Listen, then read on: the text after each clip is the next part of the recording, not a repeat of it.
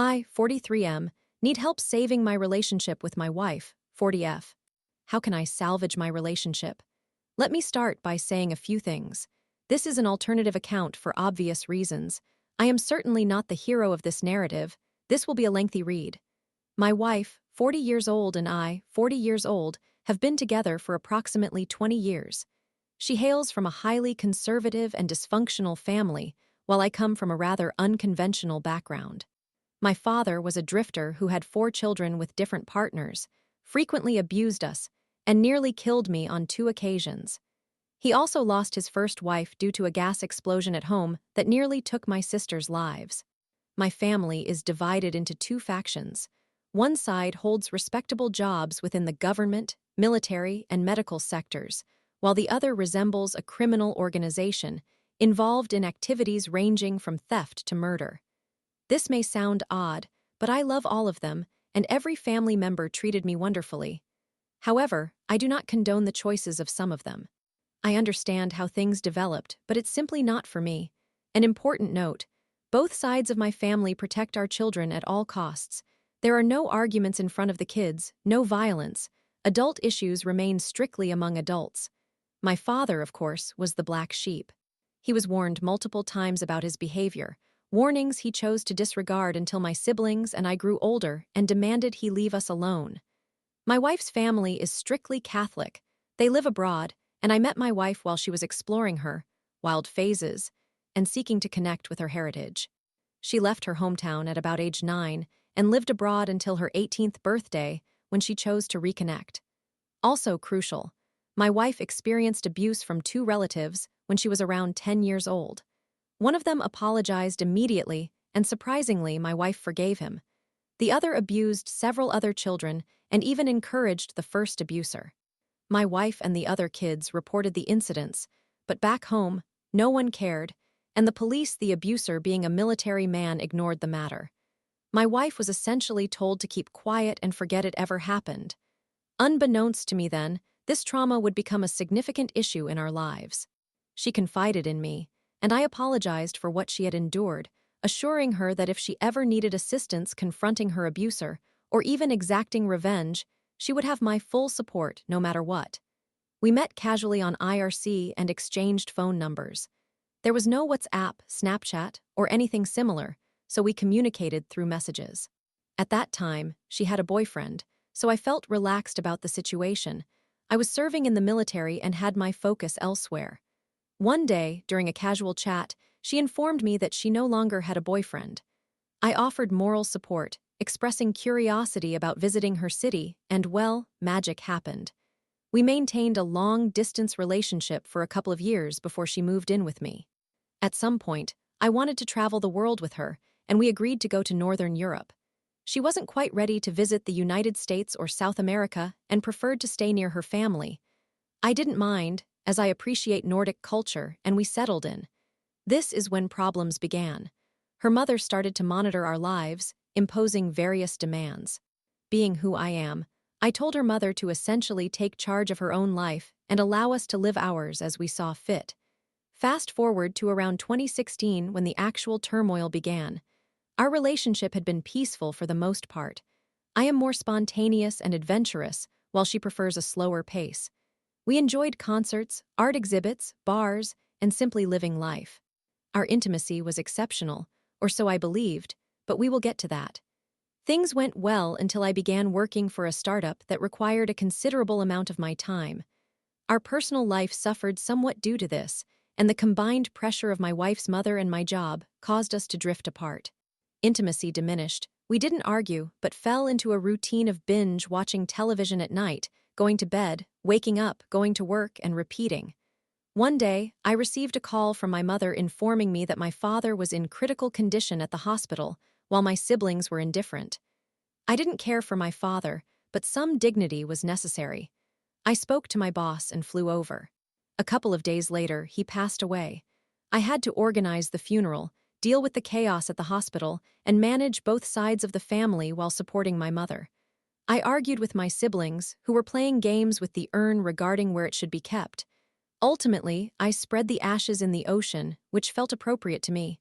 I didn't like him, but still, well. my wife checked in occasionally, but that was the extent of her support. One day, while driving around town, I was surprised by a visit from an old acquaintance. She recognized me, remembered my address, and stopped by to say hello. I knew her before I was with my wife, and we got along well. She had a boyfriend then, and we primarily enjoyed going out with friends, drinking, and having fun together. She inquired about my well-being, and I shared what had transpired with my father over the past 5 years. She offered condolences and suggested we go out for a drink to chat. Initially, I hesitated, but eventually, I convinced myself that I needed a break and agreed. We ended up at a place with a view of the ocean, where she kissed me. We discussed our relationships, how I was focused on building my career and earning money for our future. I don't remember much else except for the kiss. I reciprocated, then pulled back, only for her to press forward. The rest of that night is a blur of regret as it spiraled into one of the most foolish moments of my life, with us fully engaged in each other in the car.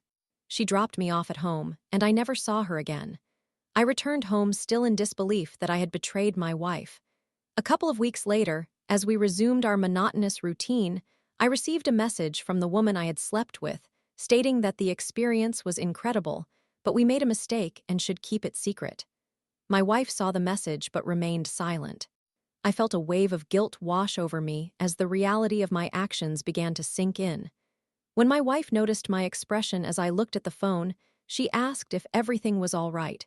Realizing I couldn't hide it any longer, I confessed. After a slap to the face and some expletives, she claimed to forgive me, attributing the circumstances to our abnormal situation and my evident distress. I vowed to myself, right then and there, never to repeat such a mistake. Somehow, my wife and I grew closer again, reminiscent of our earlier days. A year passed, and stress from work affected our intimacy and personal lives negatively. My wife's mood fluctuated, which I chalked up to my emotional absence during work struggles, and I assured her everything would improve. This is when she became obsessed with her phone, constantly on Facebook, Messenger, and assorted apps. Being oblivious, I failed to see the signs and eventually caught her cheating. Here's how it unfolded. She consistently turned her phone away from me while we sat on the couch and frequently locked herself in the bathroom for about 30 minutes at a time. It didn't matter if we were watching a movie. She was always preoccupied with her phone. One time, she handed me her phone, and I saw a message from a patient saying, "I love my favorite nurse who takes such good care of me and keeps me excited." This had a double meaning in our language, and I admit I scrolled up a bit to search for context, but found little except her response. "I'm not in the mood for that today, sorry." When I questioned her about it, she assured me it was just a patient being inappropriate and that she had everything under control. I asked about how she kept him excited and what kind of special service it entailed. She explained that they talked a lot because he was lonely and battling cancer. At that time, my wife was around 34 and the patient was 43. I felt uneasy, but said that if he crossed any lines, she should inform me, and we would address it together out of concern for her past experiences. A couple of weeks later, she forgot her phone on the couch, and I grew suspicious of her activities. I didn't suspect infidelity, merely that she might be addicted to Facebook or something similar. Suddenly, she stormed out of the bathroom and snatched her phone from my hands. I noticed her phone was now locked, and I didn't know the code. Feeling guilty, I apologized, which, in hindsight, was unnecessary, and she fled back to the restroom. A few weeks later, while we were having lunch at her parents' house, she handed me the phone to view something amusing on Facebook. I thought, oh, so this is what keeps her so occupied. I was browsing through funny memes when I received a notification from a guy stating, "It was only a blowjob, that's not cheating." At that moment, I froze and tapped the message, only to discover that she had been sexting with 5 other men simultaneously, engaging in explicit discussions about preferences and desires while sending nudes and videos of herself. I then continued checking the conversations while having a smoke and returned to WhatsApp to her patient's messages, which confirmed that she was indeed having sexual encounters with him during therapy sessions. I walked back in, handed my wife her phone with the conversations still visible, and left, apologizing with a weak excuse as I went home. Later, she came to visit, and our conversation went as follows. "Why did you do this? How can you be sexting with 5 men and sleeping with a patient?" "Well, you slept with someone else too," she replied, referencing the affair I had. I apologized again, foolishly, and explained that while I understood her feelings, I didn't actively pursue my affair. It was unacceptable, but what she was doing was on an entirely different level. My wife noted her feelings of loneliness. I was often preoccupied with work, and she was driven to seek attention and affection from others, which spiraled out of control as she felt supported by those individuals. I left our home, eventually reconciling, and we promised to communicate openly if issues arose. I realize now that I was being naive. Fast forward a few years, we married and welcomed our beautiful daughter. Our financial situation grew dire, compelling me to sell my car and nearly everything else to keep food on the table. We faced a substantial loan while my wife went on shopping sprees for unnecessary items. This has always been her weakness: online shopping. Despite numerous attempts to make her aware of our financial situation, things spiraled out of control once more, leading to a significant argument where I expressed my discontent regarding our lack of funds, considering we had a child to care for. This moment seemed to reach her, and gradually our finances began to stabilize. The next hurdle was her mother intruding into our childcare decisions, which would ultimately create another mess in the years to come. Fast forward a couple of years after COVID. Life was relatively stable, and we were blessed with our second child, a lovely son. Our daughter was diagnosed with autism, but I was committed to providing as much care and support as possible. I had no idea my wife was battling her mother and her personal demons, an important detail to mention, which I was oblivious to at the time. One day, I asked my wife if everything was fine, leading to a conversation about sex. I expressed concern over her drastic decrease in sex drive since having children, asking if I could assist with anything or if something was bothering her. She mostly claimed that everything was okay, explaining that she simply didn't feel the need for intimacy now that we had kids. Occasional encounters would suffice to keep things interesting. My ego took a hit, but I quickly reassured myself, asking her to elaborate. That's when the bombshell dropped. She found it intolerable that the man who had assaulted her attended our wedding. I cannot believe he decided to show up and engage with family while I was asked to maintain peace and avoid confrontation. Her mother had encouraged her to forgive him, leading her to feel unfulfilled with traditional intimacy and expressing a desire for new experiences, but with certain conditions. At this point, I was entirely on alert, gathering all my composure and tactfully inquiring about her feelings. She revealed she wanted a threesome with another woman and desired to explore the act of urination during sexual encounters. I was taken aback. Where did this come from? We shifted from addressing a completely valid emotional response to her wanting an entirely new and unconventional experience. We began a thoughtful discussion where she shared her feelings about sex no longer being exciting for her. She craved new experiences. She acknowledged my disinterest in threesomes, which was actually incorrect, but I figured if I aimed to maintain our marriage, this endeavor wouldn't be an immediate priority. Besides, I noticed in recent times that our intimacy felt increasingly mechanical. As our discussion continued, she confided that she had always been attracted to women and wished to experience intimacy with one while also having me involved and witnessing us interact sexually, alongside her own sexual exploration and the urine fetish. This may seem bizarre to you, but at the time I felt like a character in a Quentin Tarantino film, where any scenario could unfold. I remained composed and listened carefully as she spoke.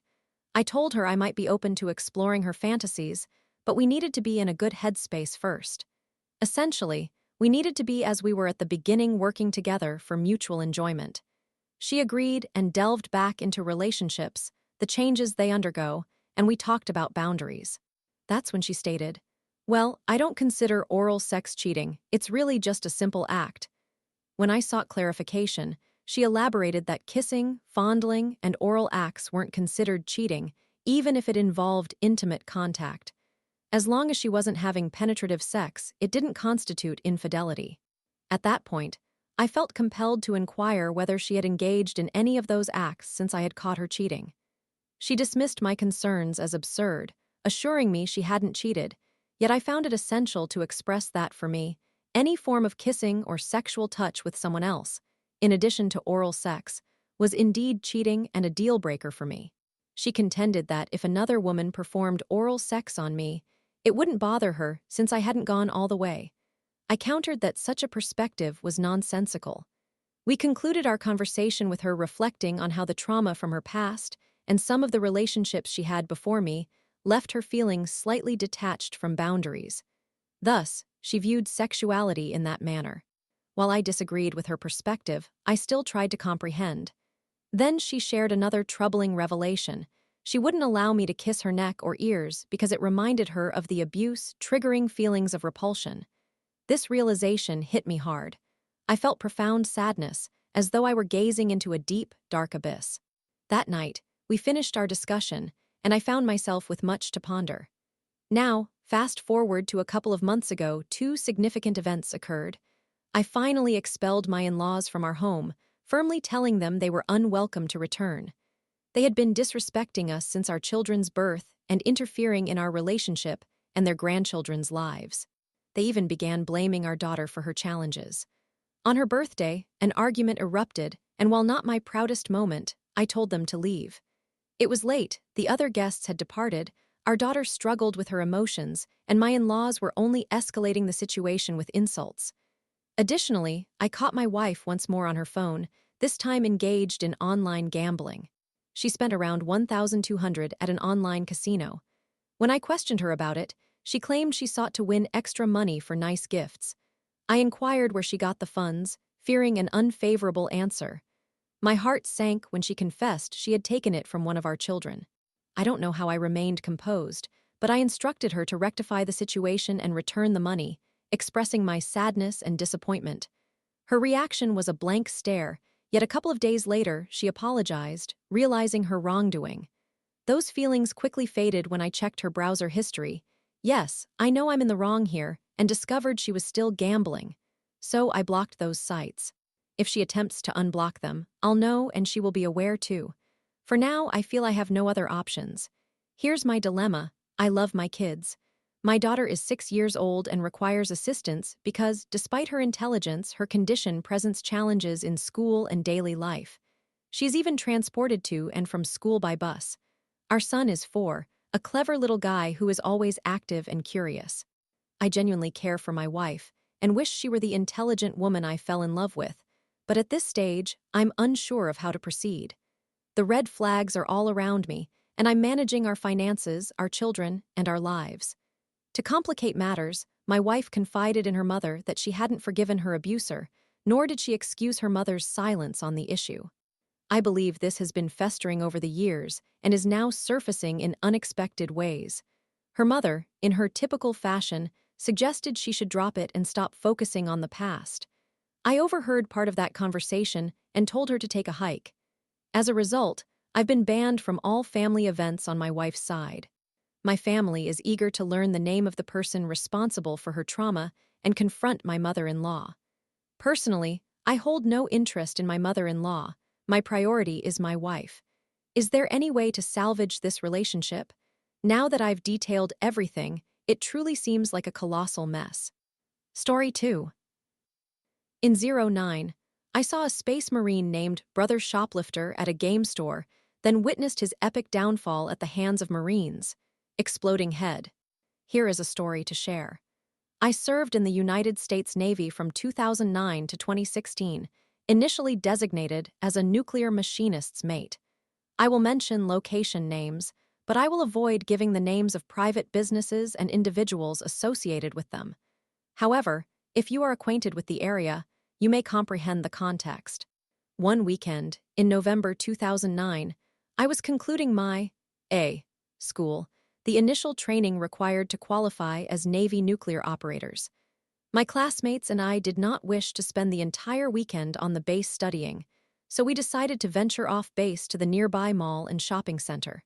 While exploring a local tabletop gaming store, the Dragon's Roost, name altered, I was captivated by the array of Warhammer 40,000 models displayed. Most were meticulously painted and showcased to demonstrate what could be achieved with this hobby. I stumbled upon a diorama featuring a group of space marines engaged in combat with a squad of Tyranids. Each marine had names associated with them, displayed on flags, with references to people linked to the store on the Space Marine side, such as United States Navy, United States Army, or Valued Customer, followed by the name. Among the recognizable Space Marines were Brother Steve, the store owner, name changed, and Brother Shannon, his wife, name also changed. However, one Space Marine drew my attention. He had a bolter pistol scaled a foot away from his outstretched hand, lying on the ground with a clean hole through his chest. His flag read, Brother Shoplifter. There had to be a backstory to this. I inquired with Steve about it, and since it was a slow Saturday, we were fortunate, he began to narrate the tale. Note I will now shift to his perspective as Steve recounted the story. Back in the mid-1990s, we experienced an exceptionally busy day. I was ringing up customers nonstop, while a group of off-duty sailors, airmen, and Marines played tabletop games in the side room. My wife was generally roaming around to ensure everyone's satisfaction amidst the day's chaos. I noticed Shannon standing in the breezeway between the rooms with her hands on her hips.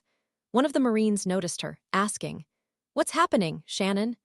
She was glaring at a young man, a newly graduated airman, wearing a sweatshirt who was aimlessly moving through the comic book aisles, picking up items without returning them. She simply replied, "I believe that individual is stealing." All the players stood up and positioned themselves at the doors. Two flanked Shannon, one went to the back, two watched the front, and one stood at either side of the aisle where the airman was located. The two guarding the aisle were both Marines, built like brick walls. They approached the young man and asked what he had concealed under his sweatshirt. The young man responded, "Nothing." "Nothing, you say?" An open-handed punch struck the young man square in the chest, his arms flinging out to maintain balance as comic books tumbled from the front of his sweatshirt onto the floor. "Nothing, huh?" Then, loudly, "That appears to be roughly $500 worth of stolen merchandise. Hey, Steve, isn't that grand theft?" I began to feel somewhat dazed, but I quickly regained my composure and responded, "Indeed, it is." Then the Marines seized the young man and began dragging him towards one of the sailors' Camaros to shove him inside and take him back to the base. I figured they could handle the situation. Meanwhile, a shipyard worker with his son entered and asked me what was happening. I informed him about the shoplifter and assured him that the servicemen had it under control. "Shouldn't you contact the police?" he queried. "Well, yes, I should." I stepped outside and called out to the group, "Hey, everyone, we have a witness." The Marines, who were struggling to fit the airman into the non-existent back seat of the Camaro, paused to exchange glances with one another and the sailor, then hauled the young man back inside, placing him between a couple of display cases and staring him down, daring him to make a move while I contacted Charleston police. Within 10 minutes, a police officer, tall and dark-skinned, arrived to take charge. He was so tall that he had to duck to enter the building. He then inquired if I was the owner or the manager of the establishment. I replied that I was the owner. The officer glanced at the young man, now pale as a ghost, and asked me, "What would you like me to do with him?" "Not with, too." Charleston police ultimately prioritize pleasing building owners when responding to calls but do not care much for managers or renters, which reflects the South. I simply instructed the officer to return the young man to his base. They would handle the situation there. To my surprise, the officer returned within 20 minutes to inform me that the young man would only receive a minor reprimand based on how he was treated.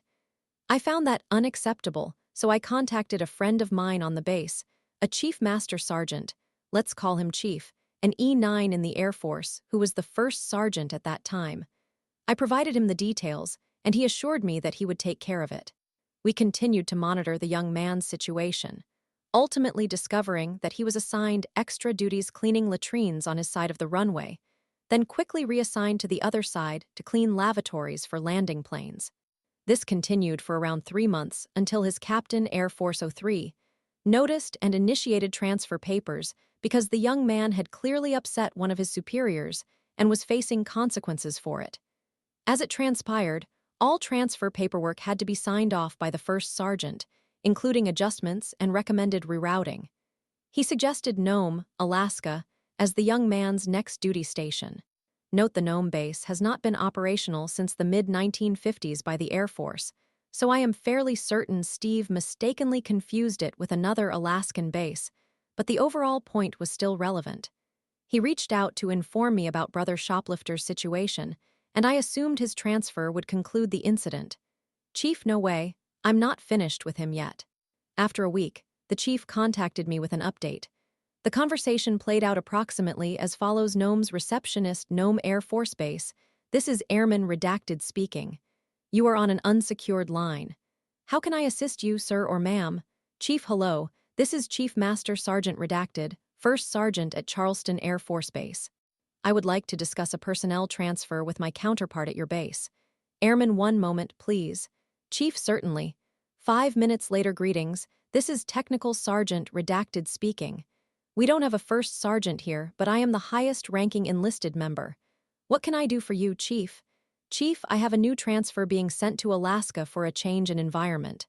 You should soon receive his paperwork, but I need to discuss the reasons he is being removed from rotation. Tech, I have an airman coming from your area, named Airman Brother Shoplifter, but nothing indicating the reason. Chief, that's him. This isn't someone trying to evade their responsibilities, is it? Chief, no. This is an individual who got entangled in a legal matter. The opposing party opted not to press charges, so he has no local police record, but I wanted to inform you that he was caught shoplifting at one of our local establishments, a comic store called the Dragon's Roost. Tech, wait, he stole from Steve. Once Steve concluded sharing this amusing tale, my friends and I erupted in laughter. We quickly internalized the valuable lesson the military operates as a close-knit community, with the Navy nuclear community being even more interconnected, as our instructors had highlighted. I also ended up purchasing a set of dice that I have been using ever since. Story 3. OMG. I exposed a smear campaign against my wrestling newsletter rival, leading to his journalism career's downfall and his newsletter's shutdown. I felt compelled to share this story.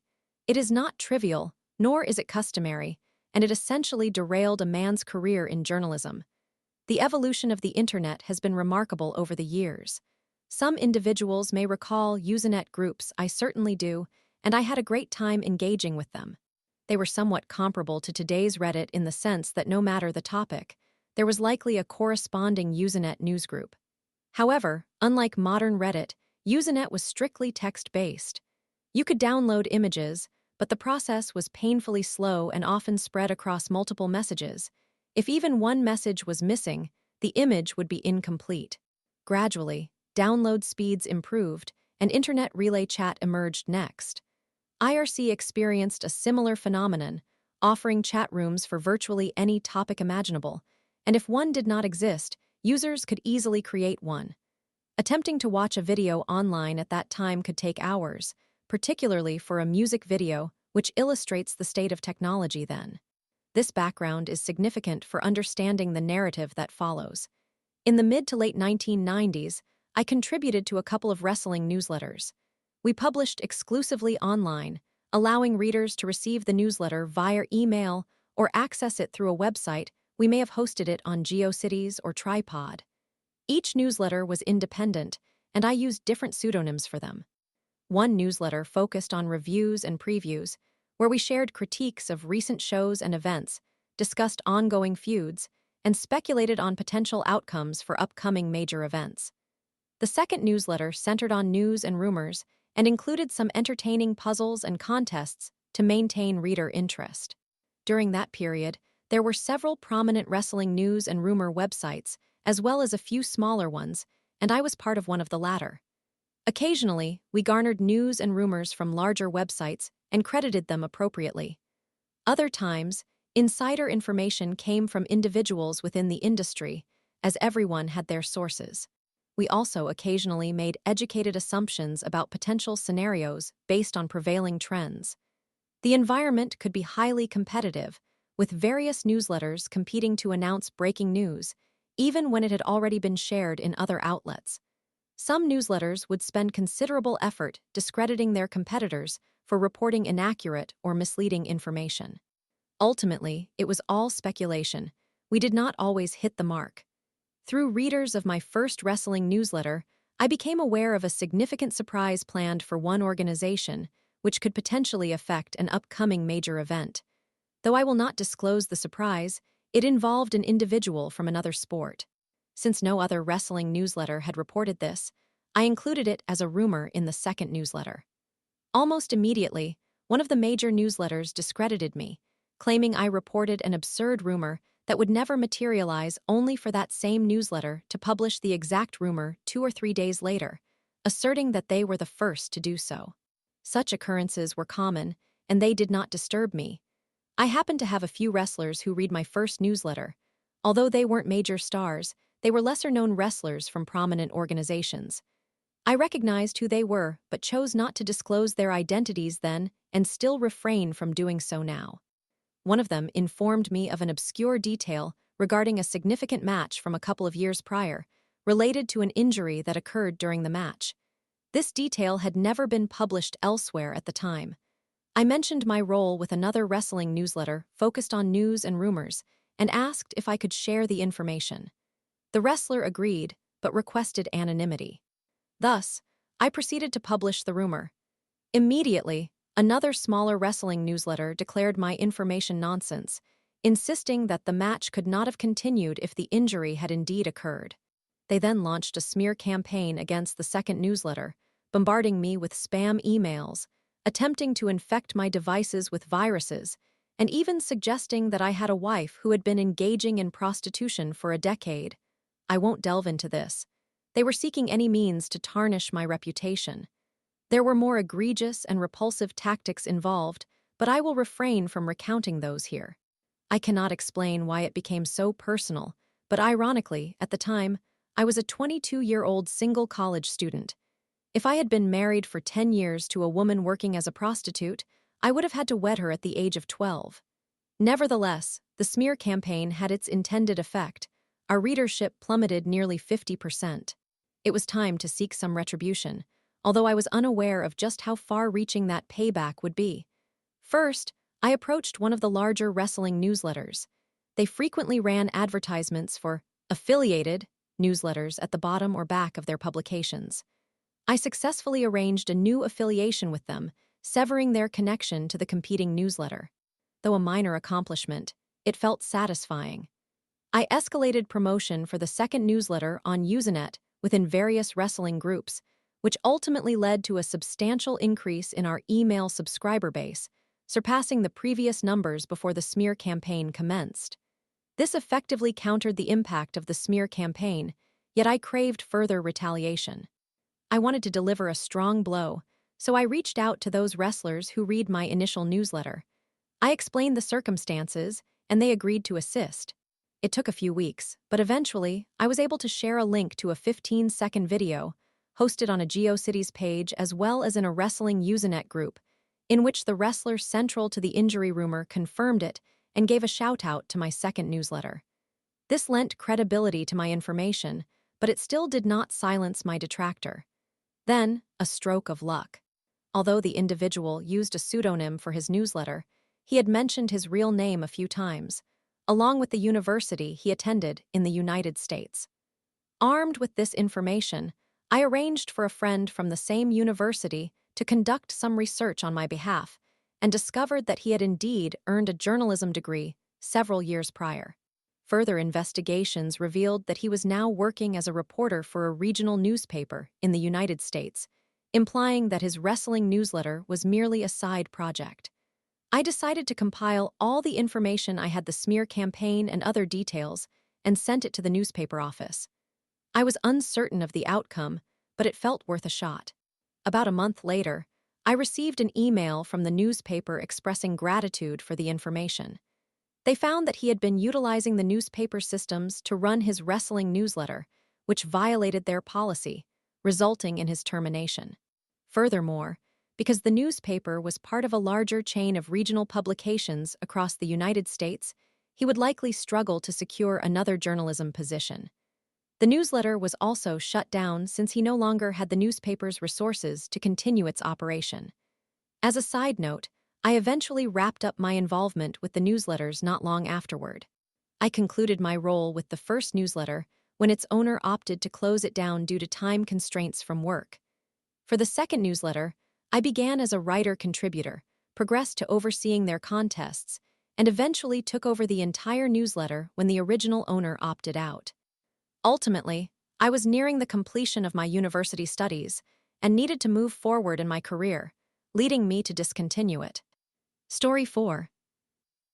Aita, advice needed. Long story. I, 19 female, and my boyfriend, 19 male, recently had a disagreement regarding my family. To provide some background, I still reside at home with my family, and so does he. My parents are rather strict compared to other parents, but as long as I adhere to their rules and complete my chores, I can go out and return home before my curfew. We have been in a relationship for nearly 7 months, and overall, it has been wonderful. Naturally, there have been minor arguments, but the most significant conflict we experienced early in our relationship concerning my parents no longer wanting him to join us on a trip. It's a long story, seemed to be behind us, and everything appeared to be fine. This past weekend, during Valentine's Day, I became quite ill and could no longer go out and celebrate with him. My father suggested that he could visit for a few minutes so that we could exchange gifts, after which my boyfriend should leave to avoid getting sick and because I needed to rest. My father also mentioned that if I felt well enough, we could spend time together on Sunday. I agreed, but I didn't ask my boyfriend to leave, and he ended up staying longer than my parents wanted. He asked multiple times if he should go, but I selfishly insisted he could remain. That, of course, got me into trouble, as I didn't honor the guidelines set for me, which in this situation meant a brief visit. I apologized to my parents, and my consequence was that I may not be allowed to see him anymore. When Sunday arrived, feeling better, I asked to see him regardless, which frustrated my dad and in turn led to my own frustration with him. He stated that he would consider letting me go out if I cleaned my room and completed my chores. I genuinely believe I did an impressive job cleaning as quickly as possible. As a result, my father permitted me to go out for dinner. I was thrilled. I called my boyfriend to inform him, but he sounded very upset. He lives a bit further away but had been driving around my town all day, waiting for me. I never requested him to do this since I had previously told him I might not be able to see him. Regardless, I hurriedly got ready, but as I did, I felt an unsettling pit in my stomach, feeling both sick and upset. We met at a restaurant that I had forgotten was closed. He entered my car, and due to the tone of his voice earlier on the phone, I immediately began to cry and asked if we were breaking up. He comforted and consoled me, which helped me calm down. While it may sound odd, I experience significant anxiety and depression, and sometimes my emotions overwhelm my thoughts. After about an hour and a half of simply enjoying each other's company, I realized it was getting late and suggested that I should likely head home. He responded that if I left, we would be leaving everything unresolved, so I paused and listened. He then expressed that my family is extremely toxic and harmful. He stated that they hurt me, which in turn hurt him and has been affecting him terribly. He claimed he could not associate with them. I was genuinely shocked and found it difficult to respond. Sure, my parents and I argue, and I had confided in him about those moments, but really, my parents are not bad people. None of my friends or anyone else who knows me and has met my parents has ever thought of them that way. My boyfriend continued, saying my parents and brother are hateful towards him, adding that he cannot constantly rearrange his schedule just to maybe see me for an hour. I understand it can be frustrating to have a partner who cannot go out at any time, but since I still live at home rent-free, it seems only logical to comply with my parents' requests and keep my space tidy. We discussed this for quite a while, and eventually, I found myself frequently watching the clock on my radio when he unexpectedly began to cry. This took me by surprise, as he had appeared calm until I started checking the time. I'm not sure if it was merely a coincidence. I hugged him but told him it had been too long and that I needed to go home. He let me leave, and as he exited my car, I noticed my mother had messaged me asking where my boyfriend and I had eaten. They realized the restaurant we intended to visit was closed on Sundays, and as I began driving, I called to apologize and inform them I was on my way home. I told them he had taken me to get fast food, which was a lie, but I didn't want them to worry about whether or not I had eaten. Upon arriving home and starting to back into the driveway, I spotted my dad standing in front of my mother's car, waiting. It seemed he was about to come to where we were located to get me. I panicked, stepped out of the car crying, and apologized to him. He asked if we had engaged in sexual activity, to which I replied no, we were arguing. He instructed me to come inside and calm down, as I was becoming hysterical. I managed to calm myself while he went to change into his pajamas. Initially, I was uncertain about whether to tell them what my boyfriend had expressed, but after everything else, I decided to share everything. I felt shocked and sad, and what else could I say? They genuinely believed my boyfriend and I had been intimate in an empty parking lot. It's not that they are strange about that topic.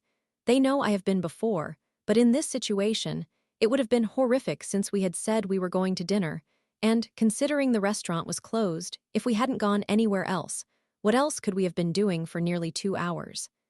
After discussing things for hours with my parents, I received messages and missed calls from my boyfriend. Eventually, I called back mainly to inform him I needed some space at that moment because I was extremely hurt by his comments regarding my family. I understand my parents are strict, and it can be frustrating not being able to do whatever whenever, but they are not bad people. During the call, he completely reversed his stance and agreed with me, admitting he had misspoken in that moment. He explained that he tends to get defensive when I am upset and doesn't genuinely mean what he had said. Now, I am genuinely uncertain whether he is being truthful or merely trying to prevent our breakup. I also don't know if I want to break up or not. I am hurt, my trust feels shattered, and I feel terrible. I feel utterly lost regarding what to do, and I genuinely need advice. I may have omitted some details, and if I remember anything I left out, I will provide updates, but I truly seek any guidance on how to proceed in this situation.